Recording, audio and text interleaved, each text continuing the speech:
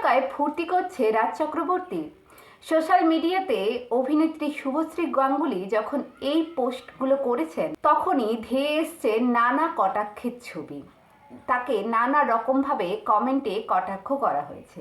এই ছবিগুলো আসলে অভিনেত্রীর 8 বছরের বিবাহবার্ষিকী সম্পন্ন হয়েছে, সেই জন্যই তারা ঘুরতে গিয়েছে এবং সেখান থেকেই কিছু সময়ের মুহূর্ত ছবির মাধ্যমে সোশ্যাল মিডিয়ায় শেয়ার করেছেন তিনি, যেখানে দেখা যাচ্ছে শুভশ্রী এবং তার হাজব্যান্ড দুজনে একসাথে রয়েছে, সমুদ্রের পাড়ে এখনও একসাথে বসে খাবার খাচ্ছেন, মানে পুরো সময়টা নিজেদের মতো করে এনজয় করছেন। কিন্তু তাতেও চুপ নেই জনগণ। কিছুদিন আগেই রাজ চক্রবর্তী ভোটে হেরে গিয়েছে এবং তার গায়ে কাদা ছোড়াছুড়ি হয়েছিল, সেই ভিডিও ক্লিপ সবার কাছে আছে। তাই এবারেও যখন রাজ চক্রবর্তী সাদা জামা পরে ছবি ছেড়েছেন তখন একজন কমেন্ট করেছে যে এইটাই সেই জামা না যেটাতে লোকে কাদা ছোড়াছুড়ি করেছিল।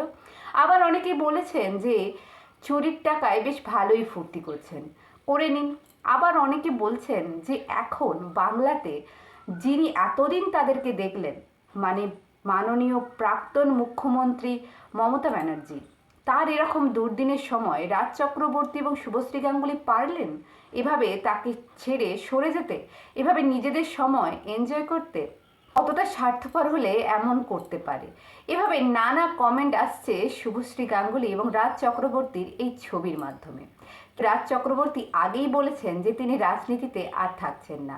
2021-এ রাজনীতিতে পা রেখেছিলেন, 2026-এ সেটার ইতি টানলেন। এখান থেকেই বোঝা গেল যে রাজনীতির সাথে আর কোনো সম্পর্ক রাখতে চায় না রাজ চক্রবর্তী। এবার নিজের ডিরেক্টর লাইফেই আবার পুরোপুরি ফিরতে চান তিনি। আপনাদের এই কমেন্টগুলো এবং ছবি নিয়ে কী বক্তব্য অবশ্যই কমেন্ট করতে ভুলবেন না।